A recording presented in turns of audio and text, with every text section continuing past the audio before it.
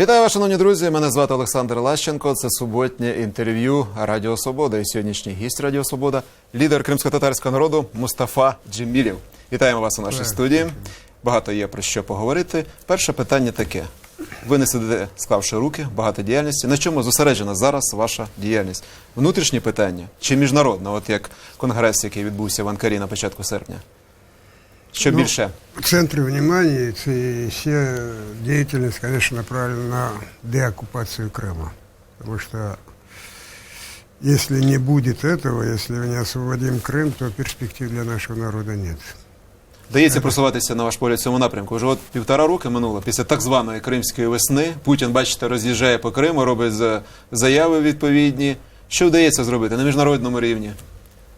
Вы знаете, вот советская власть перед развалом тоже вела себя так, как будто бы она еще простоит вечно.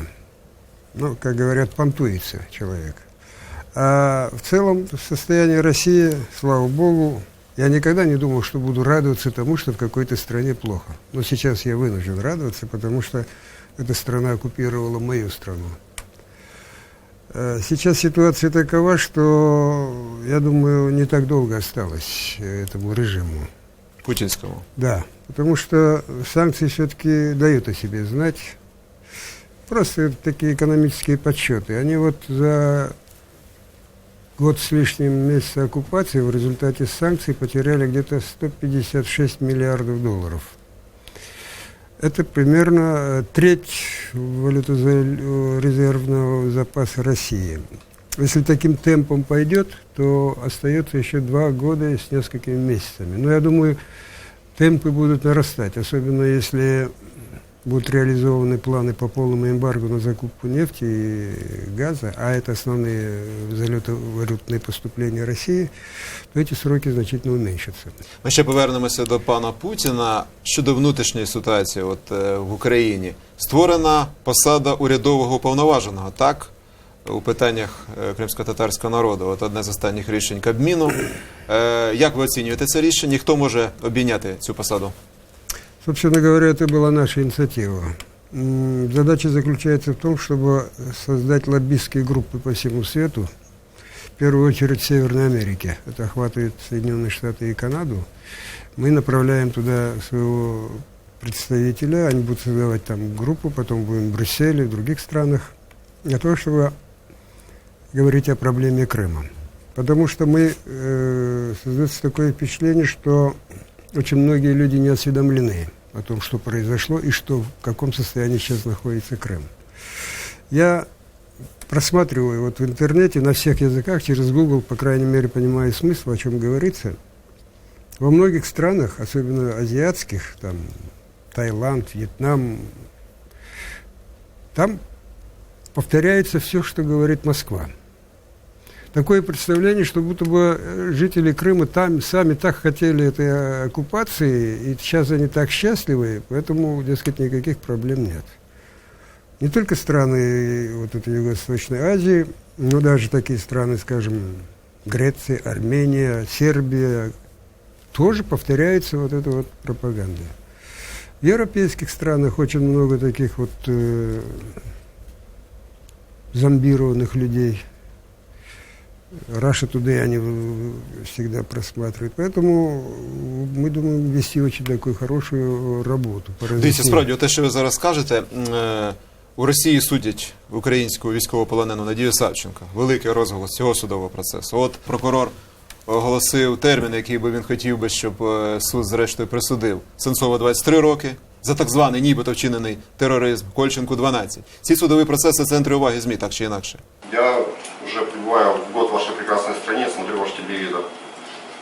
Программа «Вести», «Время», да, это очень хорошая передача. Да. Ваша пропаганда отлично работает. Я верю, что большая часть населения России верит тому, что им говорят. То, что Путин самый молодец, на Украине фашисты, и Россия делает все правильно, кругом враги. Очень, очень хорошая пропаганда, да.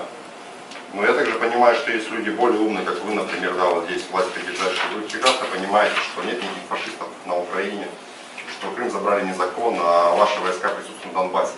Даже я, находясь здесь, в тюрьме, знаю, что ваши войска присутствуют на Донбассе. У нас весь Израиль набит ополченцами, которые туда отправляют как героев на ваших танках с вашим оружием. Они там воюют, думают, что они здесь ждут, возвращаются с собой боеприпасы, принимают на границе, дают им сроки. Они удивляются, как, за что, мы же вроде герои, нас сюда провожали, не понимая, что работает этот твой поезд в одну сторону. Але ж Криму теж зазнають утисків кримських татарів в анексованому Криму, так? А менше розголосу? Вы знаете, вот в Крыму такое происходит. При всій повазі до Сенцова і Савченка і до Кольченка. В Крыму, да и вообще я в контексте вот этих судебных процессов, такого происходит, как будто в этой стране вообще законов нет. В Росії. Да. Вот, скажем, на днях допрашивали Ильму Умерова по событиям 92 года. Это вот когда крымские татары в ответ там, на разгром ОМОНом и захват заложников 32 крымских татар разгромили Верховную Раду Крыма. Казалось бы, какое имеет отношение Россия к этим событиям? Мы тогда разобрались в Украине. Кстати говоря, власти тогда признали, что ОМОН превысил свои там полномочия. И, ну вот абсурд. С какой стати? Происходит. Или, скажем, сейчас арестован первый заместитель председателя Меджлиса Ахтем Чигос, находится уже много месяцев в тюрьме, по обвинению в событиях 26 февраля. То есть еще до так называемого референдума, присоединения. То есть это противоречит и внутреннему российскому законодательству, ну, на это наплевать. Дивіться, якщо можна, ви сказали, за вашими даними, після оцих подій, які ви зараз згадали, кінець зими минулого року, весна минулого року, так званий референдум, скільки? 10 тисяч, за вашими даними, кримських татар змушені були залишити свою батьківщину, півострів? Точных данных никто не скажет, потому что точного подсчета нет. Это ориентировочные данные. 10 тысяч, говорил Олдрих Андрусик, это уполномоченный Верховного комиссариата ООН по делам беженцев, в середине прошлого года. Сейчас говорят о цифре 21, в одном месте мелькает, а Крымсоц говорит о 35 тысячах. Всего. Но имеется в виду не только крымские татары, всего. Но из них где-то половина крымские татары, потому что больше всего давления на крымских татар. Можна сказати, до 10% того населення кримських татар, які мешкали на півострові до так званої Кримської весни. 10 тысяч это примерно 3%, если исходить из того, что у нас около 300 тысяч. Это огромный, конечно, процент. Це одно чи мало? Но вообще-то выезд из Крыма не очень одобряется, особенно если это делегаты Курултая, члены Меджлиса. Оккупационной владой? Да. Нет, с нашей стороны и вообще со стороны народа. Потому что мы все время призываем, как бы тяжело вам не было, оставайтесь на родине. Ибо мы за возвращение на родину десятилетиями боролись. Переживем эту оккупацию. А щодо тих кримських татар, як ви вже назвали, два прізвища, скільки зараз під судом? Заключение сейчас трое. Там один по событиям 26 февраля, а двое по 3 мая, когда они встречали меня. Вас встречали, да. так? Незаконный переход кордона. Хотя в соответствии с международными нормами никакого кордона между Крымом и Украиной нет. Но против многих возбуждены уголовные дела, отпущены под подписку. Скільки кількість цих людей можна приблизно сказати? Я думаю, 7-8 человек там есть, если не больше. Є ж, на жаль, факти, коли кримських татар викрадали, потім знаходили їх мертвими. Скільки таких людей? Называют цифру 18 человек. По фамильным и 13 знаем, но еще вот сведения о 5 других тоже есть. Это не только крымские татары, там еще 3 других национальностей, украинцы, полукрымские татары такие. Одним словом, те, которые не согласны с оккупацией. Вот это вот выкрадывание, убийство людей, это вот, мы всегда сравниваем нынешний режим с советским режимом, но он еще хуже, потому что... Все-таки вважаєте цей російський оккупаційний режим гірше? Хуже, и причем в советское время тоже были разные периоды, но это далеко не перестроечный период. Это вот примерно 37-е годы. Хоча кримські татари з Радянського Союзу, можна сказати, всі народи постраждали. Чеченці, інгуші, калмики, але ви лише під час перебудови отримали можливість повернутися на батьківщину. Все-таки ті ж чеченці, інгуші, при всій повазі, за Хрущова. Всегда говорят, что все пострадали, но не все были подвергнуты депортации и геноциду, поэтому в этом плане крымские татары, конечно, еще больше пострадали. И они десятилетиями боролись против этого режима. А сейчас этот режим вернулся. Вважаєте, те, що зараз відбувається і здійснюється Росією, це теж геноцид кримських татар? Чи ні? Ну, физического уничтожения нет. Есть, как и в период первой оккупации 1783 года, создание условий, которые вынуждают крымских татар покидать свою родину. Тогда что же, не было вагонов, не было депортирован, но отнимали землю, там, надругались над их чувствами, и в результате через несколько десятилетий после оккупации Екатерины и Крыма крымские татары на своей родине оказались национальным меньшинством. Примерно то же самое сейчас происходит. То есть все создают условия, обстановка страха, террора и вынуждает людей покинуть. Деякі ваші побратими називають гібридний геноцид. Ви погоджуєтесь? Примерно так, да. Дивіться, важливий момент. Ви ще наприкінці лютого нинішнього року була інформація преси, закликали президента України Петра Порошенка до блокади все-таки Криму, так? Ви підтримуєте цю думку і зараз? Я не употребляю термин. Це некоректно таке слово вживати.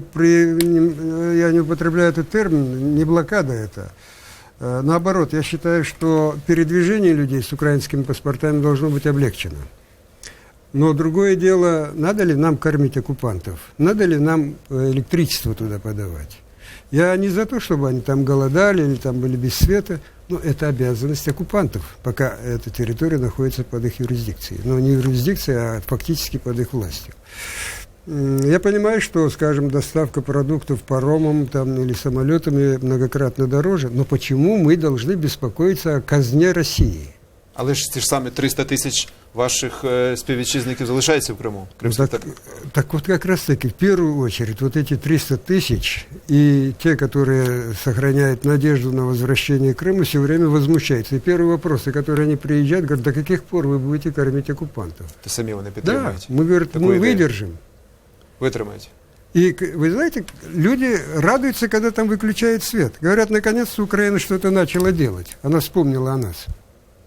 А сейчас такое, знаете, вот если пойти на кордон Армянск-Красноперекопск, вот эти растянутые на многие километры фуры с продуктами, стройматериалами, в том числе щебень, цемент, который идет на строительство вот этих ракетных установок. Небольшое количество продуктов потом перегружается на другие машины и отправляется дальше в Россию, потому что цены там еще выше.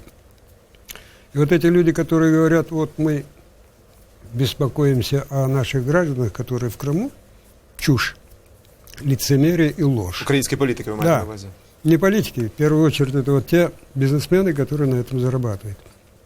Потому что даже после уплаты немалых там взяток и украинским пограничникам, и российским, там получается большая маржа.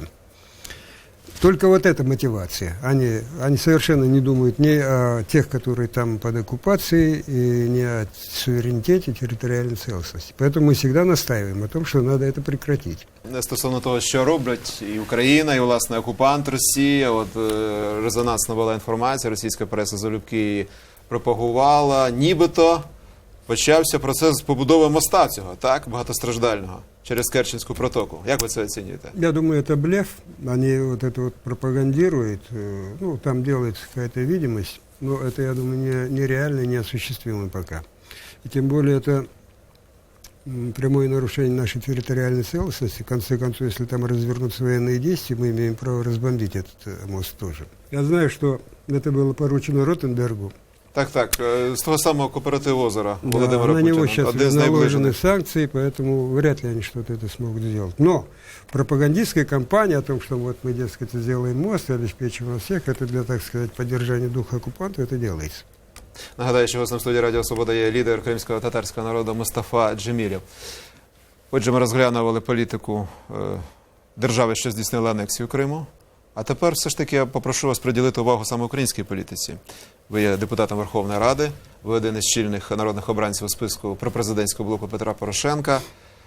Власник медіахолдингу кримсько-татарського телебачення ТР Ленур Іслямов, напевно, ви чудово знаєте цю людину, в одному з інтерв'ю от заявив таку фразу, я хочу вас поцікавити у вас, ви підтримуєте цю думку чи ні? Дослівна цитата. Ми відстояли і відстоюємо державність України, яка нас, по суті, кинула. Хоча кримсько-татарський народ не кинув Україну. Кінець цитати пана Іслямова. Ви погоджуєтеся з цим? Да нет, не совсем. Сказать, что кинуло, ну, что имеется в виду? Надо было оказать вооруженное сопротивление там оккупантам. Но ведь от момента изгнания Януковича до оккупации был очень Це небольшой, буквально кілька днів. небольшой промежуток. Після За того это- ж мітингу, за який зараз кримських татар судять в Криму, там же буквально наступного дня ці зелені Я чоловічки думаю, вже что- стали діяти. Я думаю, ну, потом же после вот этих событий мы слушали нашего министра обороны, который рассказывал, в каком состоянии находится наша Тенев армия. тогда еще. Да. Там оказалось, вот, с его слов, по крайней мере, что боеспособными там на тот момент были всего во всей Украине около 6 тысяч военнослужащих. Это против такой огромной громады. И кроме того, мы же прекрасно знаем, что все военные ведомства, разведка, СБУ, Министерство внутренних дел были насквозь инфильтрованы российской разведкой. И даже если бы оказали сопротивление вооруженное теми силами, которые у нас есть, результат был бы тот же, только был пролитий крови большой. Поэтому сказать, кинули, я это не могу. Все-таки вже через 1,5 року є і критика на адресу Збройних сил України в плані боєготовності, але навіть противники визнають, нинішня українська армія – це не та, яка була навесні минулого року. Непорівнянні речі. І от зараз розглядається одна з пропозицій створення мусульманського батальйону Криму у лавах Збройних сил України. У Генштабі, речник Генштабу Владислав Селезньов сказав, що не передбачається створення за національною, так би мовити, ознакою певних військових підрозділів. Так? Все ж таки просувається ця ідея чи ні? Створення такого Этот батальйону? вопрос мы обсуждали с главнокомандующим вооруженными силами всей Украины. Петро Порошенко. С президентом. И нашли полное согласие. А Селезнев, видимо, много кое-чего еще и не знает. Логика есть тут такая, потому что есть же, в конце концов, особенности мусульман военнослужащих. Они не употребляют свинину, что для них отдельно готовят в тех частях, в которых они служат. Или, скажем, вводится институт капелланов, что их тоже должен обслуживать православный священник. Потом языковая среда. Мы заинтересованы в том, чтобы они сохранили... Мусульманські батальйони не вживають спиртного? Да, Теж вагомий чинник. При всій повазі до Збройних сил України ця проблема є. Это очень важный вопрос, потому что очень чувствуют себя они дискомфортно, когда там вокруг пьют. И, кроме того, мы имеем в виду их дислоцировать в Херсонской области, где уже проживает около 10 тысяч крымских татар. И Йдеться не про зону бойових дій на Донбасі, так я розумію? Нет, имеется в виду именно как раз-таки на границе с Крымом. Там, в цьому Да. районі. Во-первых, это будет усиление украинского присутствия в не очень-то беспечном регионе, как Херсонская область. Там тоже сейчас они очень под большим влиянием российской пропаганды, и уже там эти листовки, ХНР там или еще такое. И второе, они сохраняют свою, там, скажем, языковую среду, создается возможность там хотя бы временных школ и других инфраструктур создавать. И самое главное, после деоккупации им легче будет возвращаться вместе со своим батальоном на свою историческую Тобто родину. головнокомандувач Збройних сил України підтримує вас у цьому? В этом да. В принципе, согласились, но там есть еще детали. Мы же это хотим решить в комплексе. Одновременно решить вопрос о размещении вынужденных переселенцев на границе ближе к Крыму. А то они сейчас разбросаны по всей Украине, преимущественно там в западных областях Украины, Львовская, Тернопольская. А это предусматривает там жилье, инфраструктуру, привлечение инвестиций. Как раз мы об этом говорили на Всемирном конгрессе крымских татар В Анкаре тоже, да, говорили о возможности привлечения турецких инвестиций, чтобы не только решить проблемы крымских татар, но и способствовать развитию вот этого Президент региона. Туреччини Таїп Ердоган, він же з вами особисто зустрічався, підтримував? Підтримує цю ідею? Справді? Разумеется, но он говорит, если это будет согласовано с руководством Украины. Это четкая такая позиция, поэтому здесь проблем нет. Час нашої розмови спливає.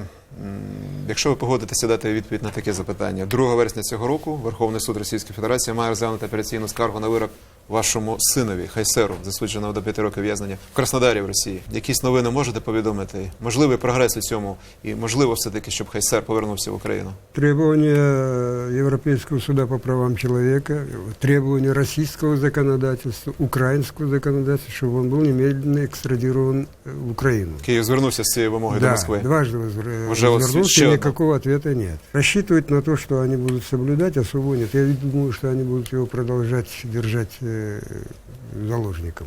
У вас буде якийсь зв'язок з своїм сином є, Хайсером? Никакого зв'язка нет, и матери тоже свидания не дают, но я думаю, после вот этого апелляционного суда все-таки она рассчитывает получить свидание. А я никак не могу, потому что я не умею въезда на территорию России, а он содержится в Краснодарском Це районе. востаннє вам коли вдалося поспілкуватися з Хайсером? Один раз по телефону, когда он еще был в Крыму, а больше нет. Це вже понад рік, я так розумію. Вже. 1,5 года. Півтора року.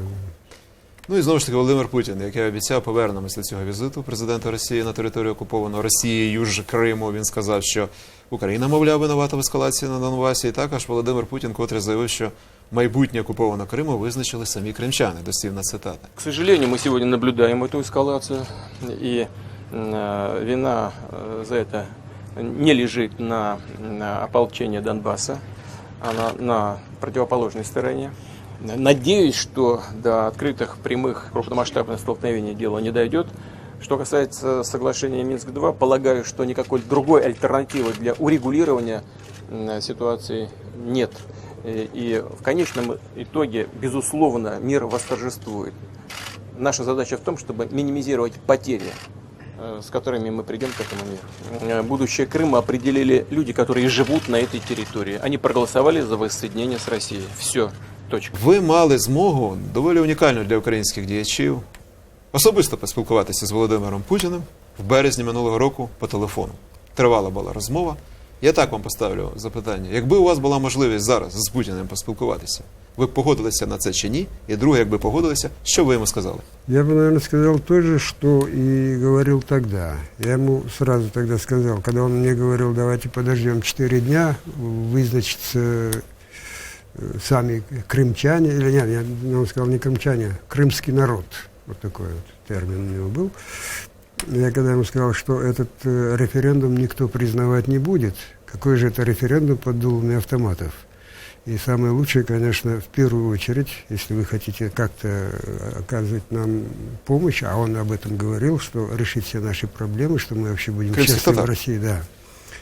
Я говорил, окажите первую помощь и выведите свои войска с нашей территории. А в какой форме будете оказывать помощь, надо садиться с нашим руководством за один стол. А это возможно только тогда, когда вы выведете свои войска. Примерно то же самое я бы это сказал. И я бы еще добавил, что никто, никогда, ни одна страна не смогла бы нанести России такого ущерба, который он нанес своими действиями. Сам Путін. Сам Путін. Я вам дуже дякую.